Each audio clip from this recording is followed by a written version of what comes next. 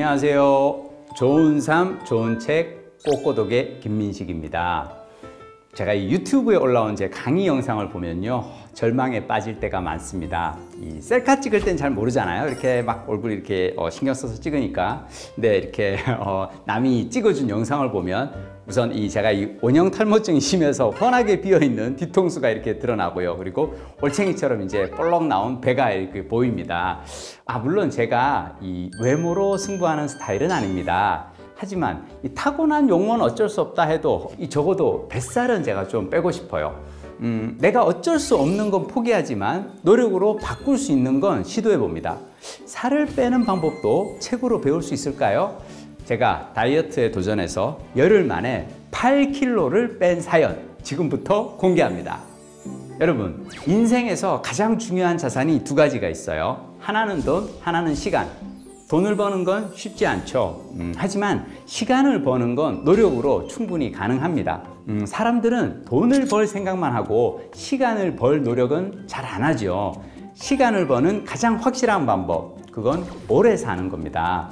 제가 이 오래 살고 싶은 욕심에 나이 40에 술을 끊고 담배는 평생 입에도 안 대고 매일 회사로 자전거로 출퇴근을 했어요. 이런 제게 솔깃한 제목의 책이 있습니다. 노화의 종말, 데이비드 A. 싱클레어, 매슈 D. 러플랜트 지음, 이한음 옮김, 부키 출판사. 이 책의 저자인 데이비드 싱클레어는 하버드 의대 유전학 교수이자 노화와 장수 분야 세계 최고 권위자입니다. 나이 들면 이 노화를 겪는 게 당연하다고 생각하잖아요. 그런데 이분은 노화는 정상이 아니라 질병이라고 주장합니다. 치료 가능한 질병. 노화는 늦추고 멈추고 심지어 되돌리기까지 할 수 있다 라고 주장을 하시는데요. 이렇게 늙지 않는 방법을 연구한다고 하니까 혹시 약장수인가 사기꾼인가 싶은데요. 책을 읽고 나니까 인류의 평균 수명이 앞으로 33년 정도 더 늘어날 것이라는 저자의 말에 신뢰가 갑니다. 우리나라를 포함한 이 선진국의 평균 수명이 80세 정도니까요. 이게 113세가 되는 겁니다. 와, 그렇게 늘어난 30년이 이 병상에 누워서 고통스럽게 지내는 시간이 아니라 더 젊고 건강하게 지낸다는 거죠. 생각보다 환상적인 노후가 우리를 기다리고 있어요. 자, 책은 3부로 나누어져 있습니다. 1부는 우리가 아는 것, 과거.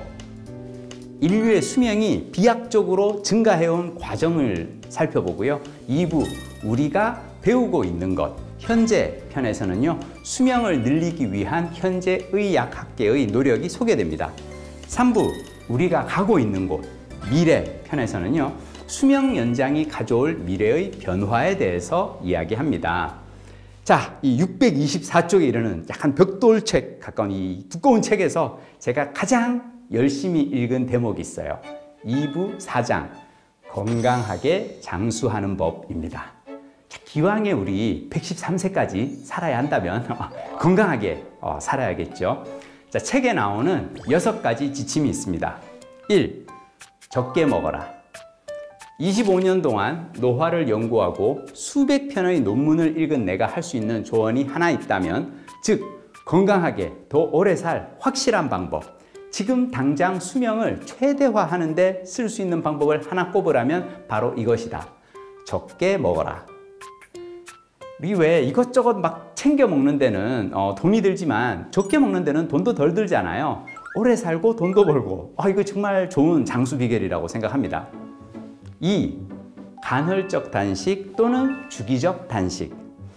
간헐적 단식은요, 168 단식이라고 해서 8시간 동안 2끼를 먹고요, 하루 16시간을 공복으로 유지하는 겁니다.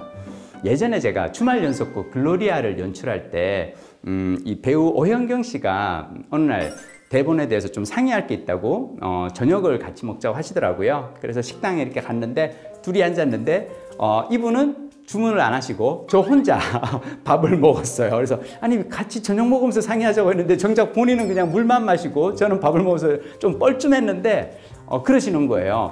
본인은 오후 2시 이후로는 아무것도 먹지 않는다고, 그래서 저녁을 안 드신대요. 그땐 제가 좀 약간 황당했는데 제가 이 책을 읽고 나서 깨달았어요. 168 단식, 간헐적 단식이 여배우가 미모와 젊음, 몸매를 유지하는 비결이었구나. 저는 이거 우리도 배워야 될 것 같아요. 자, 3. 육식을 줄여라. 건강하게 오래 살고 싶다면 사자의 저녁보다 토끼의 점심에 훨씬 더 가깝게 식단을 짤 필요가 있을 것이다. 연구 결과들은 동물성 단백질을 식물성 단백질로 더 많이 대체할수록 온갖 질병에 따른 사망률이 상당히 줄어든다는 것을 보여준다. 요즘 채식주의자 식단이 늘어나고 있는데요. 제가 이 책을 읽고 나니까 고기를 완전히 끊지는 못하더라도 육류의 섭취를 좀 줄여야겠다는 생각은 듭니다. 자, 4. 땀을 흘려라. 최근의 한 연구에 따르면 일주일에 6에서 8km를 뛰는 사람도 심장마비로 사망할 확률이 40% 줄고 갖가지 원인에 따른 사망률이 45% 줄어든다고 한다. 엄청난 효과다. 힘들다는 느낌이 들 때까지 격렬하게 운동하라. 빠르고 깊이 호흡을 하면서 최대 심장 박동수의 70에서 85%로 뛰어야 한다. 땀을 흘려야 하고 숨을 고르지 않고서는 몇 마디 이상 할 수 없을 정도로 해야 한다. 예전에 제가 이 단축 마라톤을 했었는데요. 이제 나이 50이 넘어가니까 힘들어서 제가 그냥 걷기만 했거든요. 자, 근데 이 책을 읽고 나니까 다시 땀을 흘려야겠더라고요. 근데 이 책에서 저자가 얘기하는 거는 15분 안팎으로만 뛰어도 괜찮다는 겁니다. 그러니까 하루에 막 1시간, 2시간을 뛰는 게 중요한 게 아니라 15분이라도 땀을 흘리는 격렬한 운동을 하라고 하고요. 요즘 저는 제가 이 줌바 댄스를 합니다. 그래서 막 이렇게 하면서 이렇게 막 되게 이렇게 재밌어요. 해보면 춤추는 것 같고 댄스 동작을 하면서 막 이렇게 유산소 운동하면서 막 이렇게 그래서 이제 1시간 정도 뛰면서 온갖 몸의 근육을 이제 다 써줍니다. 젊어지는 기분이에요. 저는 요즘 하루에 15분 이상은 반드시 숨이 턱에 찰 때까지 이 격렬한 운동을 하려고 합니다. 그냥 이렇게 2시간, 3시간 걷는 것보다는 15분간 땀을 흘릴 정도로 운동하는 게 되게 중요하다고 얘기하시더라고요. 5. 몸을 차갑게 하라. 저자는 좀 춥게 지내는 것이 갈색 지방에 든 미토콘드리아를 활성화시켜 수명 연장에 도움이 된다고 합니다. 겨울에 티셔츠 차림으로 활기차게 걷는다든지 잘 때 얇은 이불만 덮고 자는 것도 좋다고요. 6. 후성 유전적 경관을 흔들지 마라. 이 말 살짝 어렵죠. 후성 유전적 경관. 근데 쉽게 얘기하면 그냥 유해 물질을 피하라는 조언입니다. 담배, 화학물질, 질산염 처리식품, 방사선 등을 피하라고 하는데요. 자, 6가지 장수 비결. 적게 먹고 간헐적 단식을 하고 육식을 줄이고 땀을 흘리고 몸을 차갑게 하고 유해 물질을 피하라. 책을 읽고요. 이 6가지 비결 중에 딱 한 가지만 제가 집중적으로 실천해 보고 싶어졌어요. 그게 바로 2번째 간헐적 단식입니다. 그동안 제가 평소 먹는 양의 반을 줄여서 먹는 소식도 해보고 채식도 해보고 3시간 동안 막 이렇게 하루에 걷기도 하고 자전거도 타고 다 해봤는데 나이 50이 넘어가니까 뱃살은 잘 안 빠지더라고요. 자, 여러분 늘 하는 걸 반복하면서 다른 결과를 바랄 수는 없는 거죠. 다른 결과를 우리가 원한다면 이제껏 한 번도 해보지 않은 걸 시도해 봐야 되고요. 제가 마침 2019년 가을 이 추석 연휴에 그때 당시에 이틀 휴가를 내면 9일 연속으로 쉴 수가 있었어요. 그래서 휴가 기간에 제가 저녁 약속이라든지 가족 모임 잡지 않고 오전 6시에 아침을 먹고 낮 12시에 점심을 먹고 오후 2시 이후로는 물만 마셨습니다. 자, 근데 이게 간헐적 단식을 처음 해보면 뭐가 힘드냐면요. 저녁 6시 이후로 격렬하게 배가 고픕니다. 위장과 내장이 아우성을 쳐요. 인간아, 뭘 좀 먹어야지 못 살겠다라고 하거든요. 자, 이럴 때 다시 책을 펼쳐 읽을 시간입니다. 서점이나 도서관에 가면요. 간헐적 단식 검색해 보시면 책이 많이 떠요. 헬스 트레이너인 아놀드 홍이 쓴 책도 있고요. 몸짱으로 유명한 이 비만 전문의가 쓴 책도 있고요.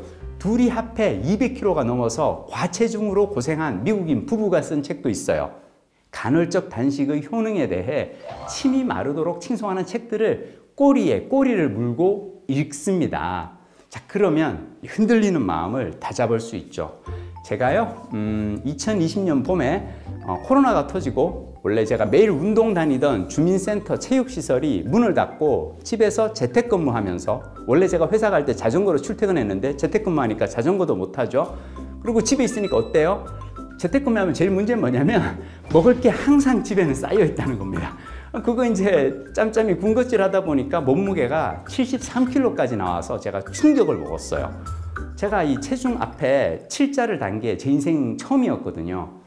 나이 앞에는 언젠가 제가 이 7자도 달고 8자도 달고 싶어요. 하지만 체중에 붙는 앞자리 수 7자는 절대 달갑지 않죠. 자, 제가 여름에 열심히 등산도 하고 자전거도 탔는데 겨우 2kg 빠지더라고요. 그런데 간헐적 단식을 딱 열흘 동안 했더니 몸무게가 63kg로 줄었어요. 열흘 만에 8kg가 빠진 거죠. 제가 30대 이후로 이 몸무게가 처음인데요. 운동을 한다고 그렇게 살이 빠지진 않았는데 간헐적 단식이 체중 관리에는 정말 도움이 되더라고요.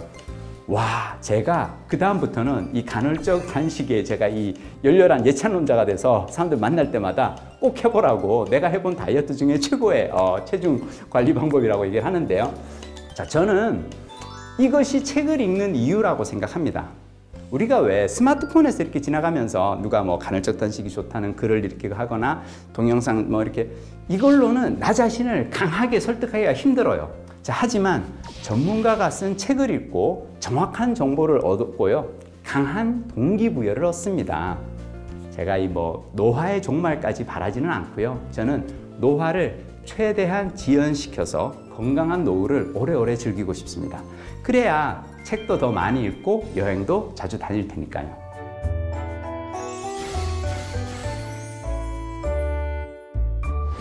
안녕하세요. 좋은 삶, 좋은 책, 꼬꼬독의 김민식입니다. 한국인의 평균 수명은요, 1960년 53.7세에서 2011년 84.5세로 30.8세가 늘어났어요. 같은 기간 OECD 국가들 중에서 기대 수명이 가장 많이 늘어난 나라라는 겁니다. 50년 사이에 수명이 30년이 늘어났다는 건 한 세대를 더 살 수 있다는 거죠. 우리가 나고 자라는데 한 30년 걸리고, 그리고 아이를 낳고 기르는데 또 30년, 이 60년이면 삶의 모든 과업을 완수하고 떠날 것 같은데, 자, 이제 30년이라는 시간이 보너스로 주어진 겁니다. 우리 선조들, 그 누구도 겪어보지 못한 100세 시대, 아무도 가보지 못한 길을 가는 우리는 이제 선구자처럼 살아야 합니다. 일송정 푸른 소를, 죄송합니다. 네, 자, 여러분, 선구자란 어떤 사람일까요? 모범 답안이 없으니까 스스로 해법을 찾는 사람이죠. 누구나 바라는 노후를 슬기롭게 준비하는 법, 책에서 한번 배워볼까요? 노후 수업, 박중원 휴 출판사. 신문 기자로 일하던 저자는 1999년에 도쿄 특파원으로 일했어요. 당시 일본은 국민소득 기준으로 우리보다 3배 가까이 잘 사는 나라였죠. 고령화가 가장 먼저 진행된 나라에서 숱한 노인들을 보는데 왠지 그 분위기가 꿀꿀해요. 아니, 부자 나라의 노인들이 왜 이렇게 불행해 보일까? 자, 그렇다면 더 가난한 나라에 사는 나는 저 나이가 되면 어떻게 될까? 자, 40이 채 되기도 전에 이런 질문을 떠올렸고요. 그 고민의 해법을 찾기 위해서 20년 가까이 이 기자분이 노년학을 공부합니다.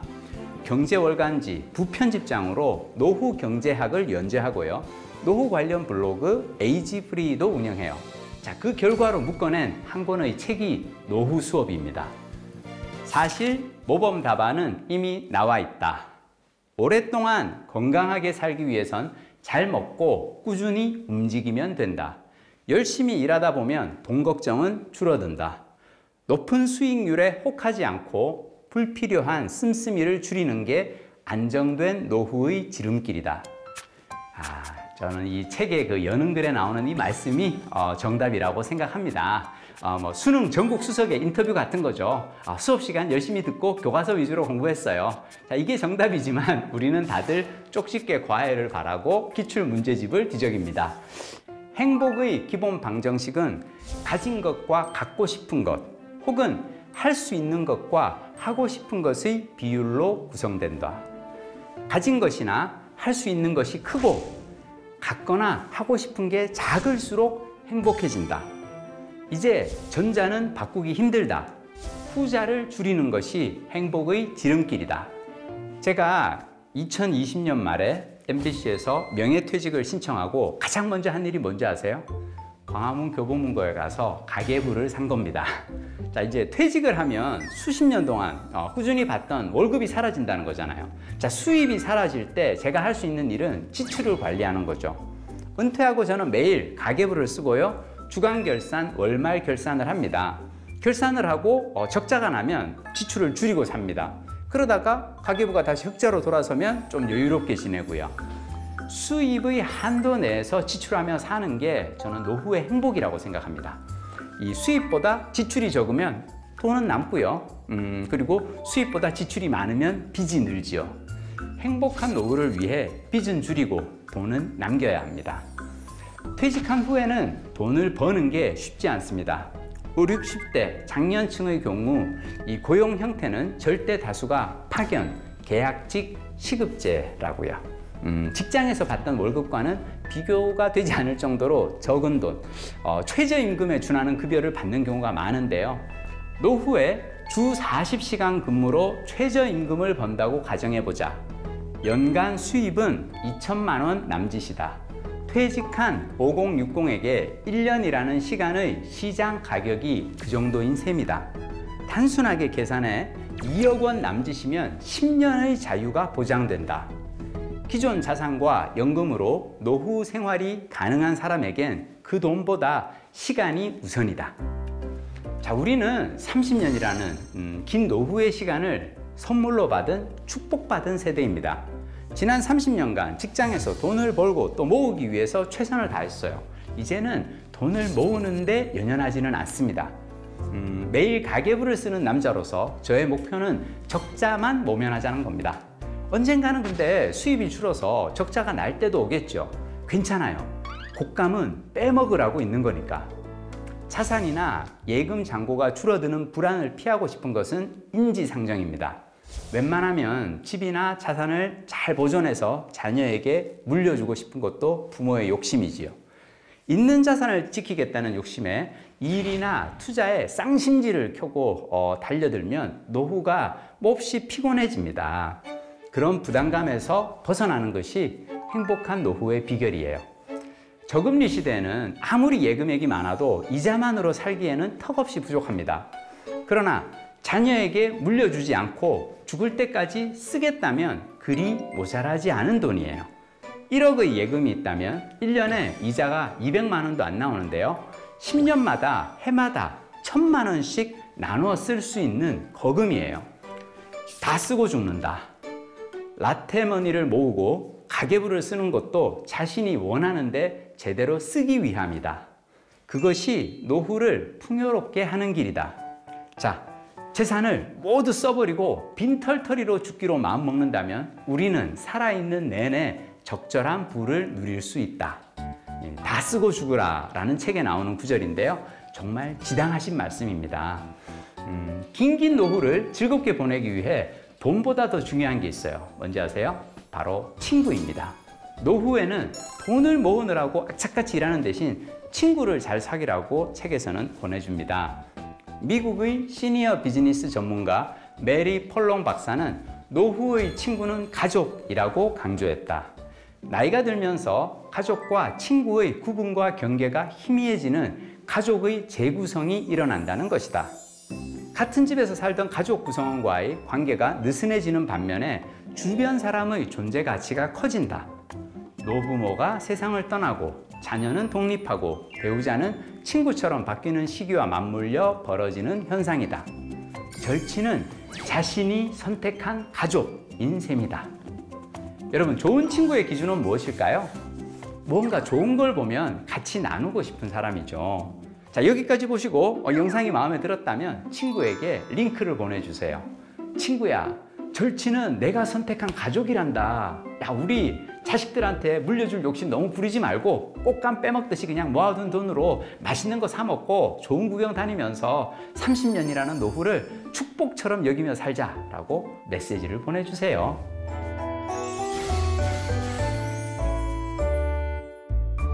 안녕하세요. 좋은 삶, 좋은 책, 꼬꼬독의 김민식입니다.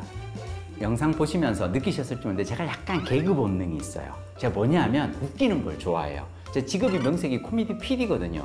자, 문제는 제가 얼마 전에 어떤 분을 이제 뵙고 막 신나게 막 이렇게 개그 퍼레이드를 하는데 막 그분이 막 웃다가 갑자기 PD님 나이 든 사람을 자꾸 이렇게 웃기시면 곤란해요. 그래서 왜요? 그러니까 제가 나이가 드니까 이제 요실금이 있어서 그랬는데 요실금이 왜? 그러니까 아니 자꾸 웃기시면 요실금이 있어서 나도 모르게 예를 할 수가.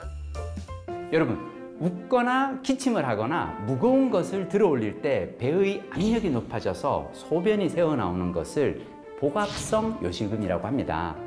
웃음을 참느냐 오줌을 참느냐, 이거 참 고민인데요. 자, 근데 이 요실금이 부끄럽다고 그냥 혼자 끙끙 앓고 버티면 안 됩니다. 이게 더 심해지면 사람을 만나는 걸 피하게 되고요. 노인이 집안에서만 지내면서 활동량이 줄어들면요, 노화가 가속됩니다. 작은 불편이 나중에 큰 문제가 될 수도 있어요.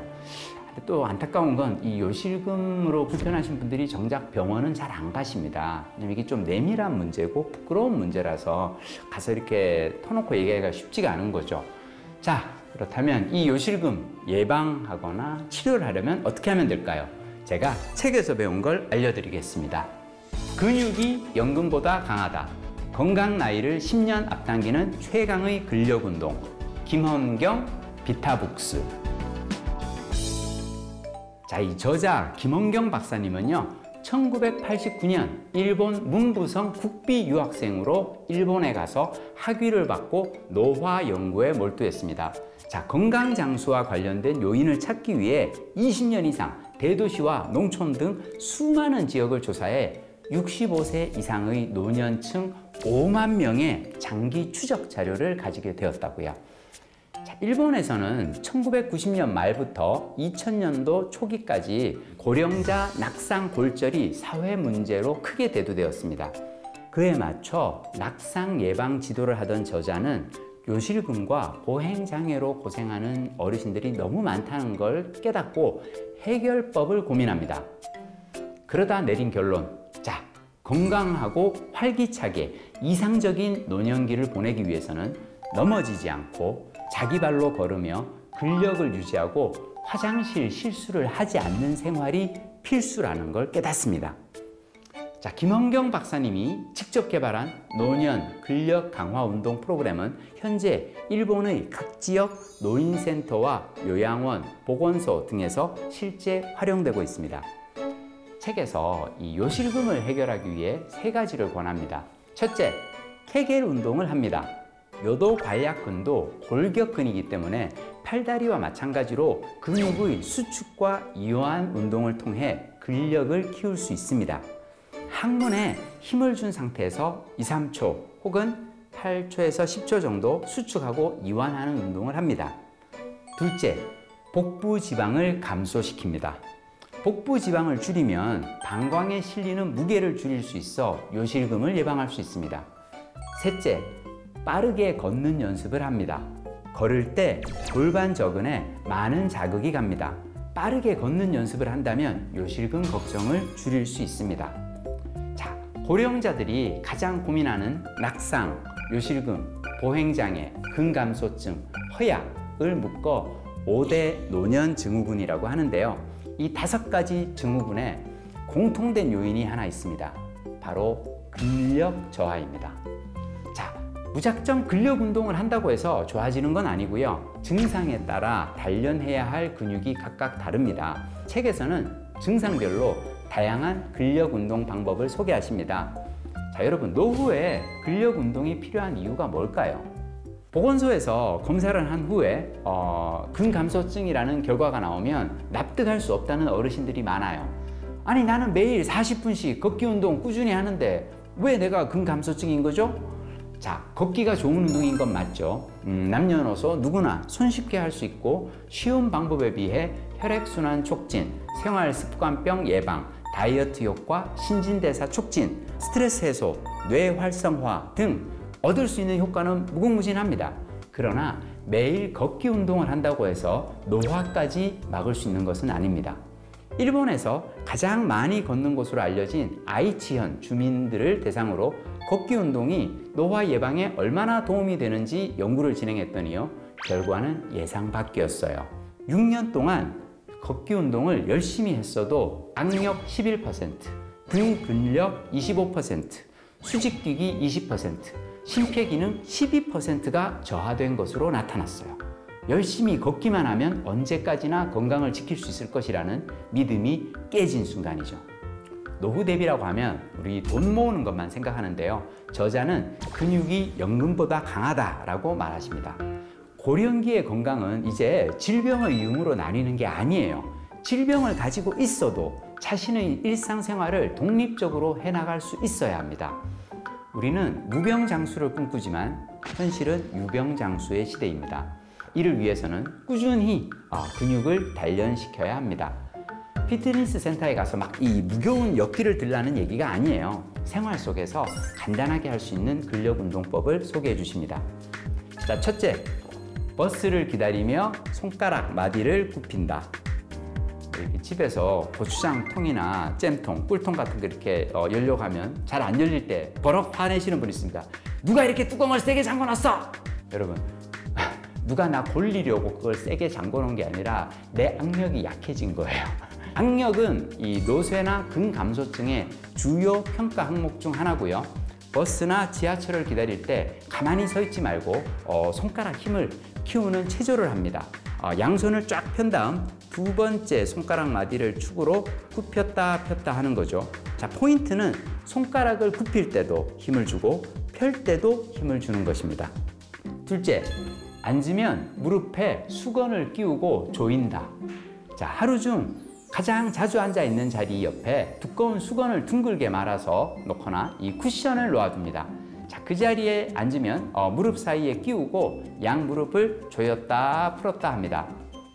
텔레비전을 보면서도 습관처럼 무릎에 끼우고 운동을 합니다. 자, 셋째, TV를 보다 광고가 나오면 무릎을 쭉 편다. 텔레비전 볼 때는 열심히 보고 광고 시간에는 무릎을 펴며 근력도 강화시키고 피로도 푸세요. 자, 드라마든 예능이든 재밌게 보다가요, 광고 나오면 허리를 펴고 바로 앉아서 양발을 약간 들고 무릎을 쭉 펴니다. 이때 발끝을 무릎 쪽으로 당기며 발꿈치로 밀어내듯이 무릎을 펴면 허벅지에 힘이 많이 들어갑니다. 이게 아주 간단히 할 수 있는 하체 근력 운동이라고요. 넷째, 오르막이 나오면 빨리 걷기 구간이라 생각한다. 자, 걷다가 오르막길 나오잖아요. 근력 증진을 위한 운동이라 생각하고 조금 빠르게 올라갑니다. 우리 평소 하는 거랑 다르죠. 우리 왜 걷다가 오르막이 나오면 힘드니까 천천히 가잖아요. 아니에요. 여러분, 운동하신다고 생각하고 오르막에서 더 빨리 걷습니다. 종아리 근육이 굉장히 튼튼해집니다. 종아리 근육이 튼튼해지면 몸이 앞으로 넘어지지 않게 지지할 뿐 아니라 걸음걸이에 힘이 생기고요. 종아리 근육은 하체에 혈액이 정체되지 않게 정맥 혈류를 심장으로 돌리며 혈액순환에 중요한 역할을 하므로 심장 건강에도 도움이 됩니다. 다섯째, 서서 일할 때 잠깐씩 엉거주춤한다. 집안에서 이 싱크대보다 더 좋은 운동 장소는 없습니다. 설거지할 때 무릎을 약간 구부리면 하체 근력 강화에 큰 도움이 됩니다. 양치질을 할 때도 무릎을 구부리고 하면 좋은 하체 근력 운동이라고요. 아침에 3분, 저녁에 3분 엉거주춤한 자세로 양치질을 하면 하루 6분 다리 근력 운동을 하는 셈이죠. 저자는 책의 서두에서 이렇게 말하십니다. 정년퇴직하고 2, 3년 동안은 그동안 못했던 일을 하며 즐겁게 산다. 하지만 정년퇴직 효과는 그리 오래가지 않는다. 정년퇴직 후의 삶은 굉장히 길다. 누구의 간섭도 받지 않고 내가 하고 싶은 것을 무엇이든 할 수 있는 기간이다. 그런데 왜 이 기간 동안 몸을 노화되도록 방치하는지 참으로 안타깝다. 퇴직 후에는 건강 만들기 또는 건강 지키기라는 새로운 직장에 취직했다 생각하세요. 직장에 다닐 때는 비가 오나 눈이 오나 매일 일을 하지 않습니까? 운동을 퇴직 후 새로 얻은 일이라 생각하시고 매일매일 하세요. 퇴직 후에는 건강지키기라는 새로운 직장에 취직했다고 생각하고 매일 운동을 하라는 이 충고가 너무 와닿았습니다. 제가 먼저 퇴직하신 선배님들 보니까요, 꾸준히 운동하시는 분과 그렇지 않은 분들 사이에 격차가 시간이 갈수록 점점 벌어지더라고요. 요즘 저는 탁구장, 헬스장, 동네 뒷산 매일 출근하는 기분으로 운동하러 다닙니다. 웃음을 참느냐, 오줌을 참느냐, 여러분 고민하기 전에 근력 운동부터 하시죠. 돈을 벌고 연금을 모으는 것보다 더 중요한 건 근육입니다. 근육이 연금보다 강하다. 근력 운동으로 노후의 활기를 지켜나가기를 소망합니다.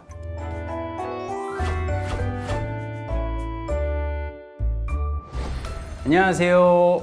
좋은 책, 좋은 삶, 꼬꼬독의 김민식입니다. 평생 PD로 일하면서 좋은 드라마 만들려고 고민 많이 했는데요. 좋은 프로그램의 두 가지 구성 요소, 재미와 의미입니다. 재미와 의미, 둘 중에서 더 중요한 건 뭘까요? 재미입니다. 아무리 의미 있는 드라마라도 재미가 없으면 사람들이 안 보고요. 아무도 안 보는 방송은 의미가 없어요. 즉 재미가 있어야 의미도 생겨납니다. 인생도 마찬가지 아닐까요? 내 인생의 의미는 무엇인가? 당장 알 수는 없지만 지금 이 순간 나의 일상이 재미있는지 없는지는 알 수가 있잖아요. 저는 그래서 매 순간 재미있게 살기 위해서 최선을 다합니다. 재미있는 삶이 곧 의미 있는 삶이니까요. 오늘은 노후의 삶을 더 재미나게 보내는 방법에 대해서 알아보겠습니다. 오지게 재밌게 나이듦, 김재환 북하우스. 이 책을 쓴 김재환 저자는요, 다큐멘터리 감독입니다. 메시지가 강한 영화, 사회적으로 의미가 있는 작품을 다수 연출하고 한국의 마이클 무어라고 불리는데요. 한글을 배우는 70대, 80대 할머니들의 이야기를 다룬 칠곡 가시나들이라는 영화를 만들었어요. 그 영화가 화제가 되고 가시나들이라는 예능 프로그램도 나왔죠. 재미있게 살고 의미있게 죽자라는 생각으로 살던 김재환 감독은 다큐 찍느라 할머니들과 몇 년을 보낸 후 생각을 바꿨어요. 재미있는 게 의미 있는 거다. 경북 칠곡군에 사시는 할머니들은 아침부터 마을회관에 모여 화투를 치십니다. 맥심 모카골드 커피를 사이좋게 나눠 드시고요. 하루를 시작하는데 한글을 배우고 시를 짓습니다. 고맙다 화투야. 500원만 있으면 하루 종일 즐겁다. 네가 영감보다 낫다. 박금분 선생님의 화투라는 시입니다. 이 시를 쓴 박금분 할머니는 영화 칠곡 가시나들의 주인공 중 한 명이고요. 극장에서 영화를 보면서 약간 의아했어요. 1930년대 일제시대에 나고 자란 딸들은 당시에 가시나가 글배 와서 뭐 할라고 하면서 공부를 안 시켜요. 심지어 전쟁통에 난리를 겪느라 학교도 제대로 못 다니죠. 평생 까막눈으로 살다가 나이 60이 넘어서 이제 아이들 다 키워 보내고 여유로운 시간에 문해 학교를 다니며 한글을 깨치는데요. 생각해보면 할아버지들 중에서도 한글 모르는 분들 있지 않을까요? 그런데 영화를 보니까 칠곡 머스마는 없고 칠곡 가시나들 뿐이에요. 할아버지들은 체면 칠해하느라고 문해학교에 안 온답니다. 김재환 감독이 촬영을 하면서 관찰한 결과 할머니들은 공부하러 마을회관에 모이고 할아버지는 막걸리 가게에 모이더래요. 할아버지와 할머니들의 공간을 지켜보면서 한 가지 분명한 차이를 느낄 수 있었어요. 바로 웃음입니다. 마치 할머니들은 살짝 스쳐도 까르르 하고 할아버지는 톡 건드리면 버럭할 준비가 되어 있는 것처럼 보였습니다. 할머니들의 마을회관에는 별일 없어도 웃음이 넘치고 할아버지들의 막걸리 가게에는 온갖 썰전으로 화가 넘쳐요. 똑같은 일에 대한 반응도 화를 내느냐 웃느냐로 사뭇 달라집니다. 길을 가는데 급하게 가던 사람이 툭 치고 가잖아요. 아이 젊은 놈이 눈은 어디다 뒀어? 라고 버럭 화를 내는 대신 가만히 있어도 이거 사람이 그냥 막 달라붙네. 이놈의 인기 라고 웃어주세요. 습관은 체형에서 드러나고 행복은 얼굴에서 드러납니다. 태어나 처음으로 학교를 다니고 글을 배우신 할머니들이 이제는 시를 짓습니다. 그중 한 편을 소개할게요. 제목, 아휴 저 화상. 평생 돈을 벌지 않는 저 화상. 가장인데 노력하지 않는 저 화상. 술 먹고 놀기 좋아하는 저 화상. 아이들과 추억이 없는 저 화상. 아휴 저 화상, 보기만 하면 자꾸 미워지는 저 화상, 나와 결혼한 지 언 38년 저 화상, 젊어서 참이슬 마셔대던 저 화상, 이젠 건강 생각해서 소주를 막걸리로 바꾼 저 화상, 그래도 어쩌겠나 저 화상, 나 없으면 불쌍한 저 화상, 남은 삶도 으르렁 같이 살아야지 저 화상. 이 노정임 할머니의 시를 들려드리면 할머니들의 이 반응이 다양합니다. 아유 그래도 그 세댁은 화상이라도 있어서 참 좋겠네 라고 하는 건 소수 의견. 대부분은 야 죽은 영감 얼굴 꿈해볼까 무섭다. 야 그 세댁이 진짜 제대로 된 화상이랑 안 살아봐서 철없는 소리를 하는겨 하고 이렇게 까르르 웃으신답니다. 할머니들이 뭔가 새로운 일에 도전할 때 의외의 장애물이 있는데요. 그건 바로 자식들이랍니다. 말리는 아들, 딸이 그렇게 많대요. 에이 엄마 힘들게 그거 왜 해요? 스트레스만 받지. 참 엄마도 주책이다. 그분들이랑 다니지 마세요. 서울에서 젊은 사람들이 카메라 들고 와서 촬영한다니까 이상한 약장수들이 시골 할머니들한테 사기치려고 그런다는 자녀도 있어요. 김재환 감독은 영화 개봉 후 이런 질문을 받았어요. 오랫동안 할머니들을 지켜보셨는데 우리 시대의 효는 구체적으로 뭐라 생각하시나요? 효는 부모님의 마음을 헤아리는 것이겠지요. 할머니들에게 제일 필요한 건 자녀들의 전화와 에너지를 주는 리액션이더군요. 저도 많이 반성했어요. 그런데 나이 든 부모님들의 설렘을 가장 많이 방해하는 사람이 누군지 아세요? 바로 자녀들입니다. 여러분, 삶이 힘든 건 언제인지 아세요? 변화가 없을 때입니다. 어제가 오늘 같고 오늘이 내일 같으면 일상은 재미가 없고 삶은 의미가 없습니다. 하루하루 새로운 나를 맞는 방법은 공부예요. 매일 공부를 하면 오늘 나는 어제의 내가 몰랐던 것을 배우고요. 내일의 나는 오늘의 나보다 더 나아질 것이라는 희망이 생깁니다. 자, 설렘의 시작은 배움입니다. 두려움을 넘어 배움으로 나아가지 않으면 나를 기다리는 건 어제와 똑같은 지겨운 일상뿐이에요. 그래서 저는 매일 책을 읽습니다. 이 독서만큼 쉽고 재미난 공부도 없거든요. 김재환 감독은 즐거운 노후를 위해 일용할 설렘을 찾아다니자 라고 권합니다. 할머니들이 늘 하시는 말씀이 있어요. 젊었을 때는 몰랐지만 나이 들어 보니 튼튼한 치아랑 무릎이 행복의 기본이랍니다. 치아가 좋아야 잘 드시고 에너지를 얻을 수 있고요. 무릎이 좋아야 이동의 자유가 생겨 친구들 만나 재밌게 놀 수 있다고요. 이가 자식보다 낫다거나 다리뼈가 맏아들이라는 속담도 그래서 생겼나 봐요. 철 따라 가고 싶은 데 가고 보고 싶은 사람 만나 맛있는 음식을 나누며 이야기하는 것보다 더 큰 즐거움은 없습니다. 할머니들이 알려주시는 최고의 노후 대비는 펀드, 연금, 실손보험이 아니라 양치질 열심히 하고 많이 걷는 습관입니다. 칠곡 할머니들은 10대에 시집 와서 한 동네에서 6, 70년을 같이 보내고 남편을 먼저 앞세우고 노후에 이웃들과 벗삼아 삽니다. 영화를 보면 곽두조 할머니의 어린 시절 꿈이 가수였어요. 그래서 8학년 7반 87의 나이에 양목면 노래자랑 대회에 나가는데요. 긴장한 탓인지 예선 탈락하고 맙니다. 친구들이 모여서 심사위원들 욕을 시게 합니다. 우리한테는 형님이 1등이다. 자, 1등! 이 가수 진시몬의 보약 같은 친구라는 노래가 있어요. 자식보다 자네가 좋고 돈보다 자네가 좋아. 자네와 난 보약 같은 친구야. 여러분, 나이 들수록 영감보다 친구입니다. 그런 친구를 만들어가는 게 진짜 노후 대비입니다. 꼬리에 꼬리를 무는 독서, 꼬꼬독 꼬꼬독. 다음 시간을 기대해 주세요.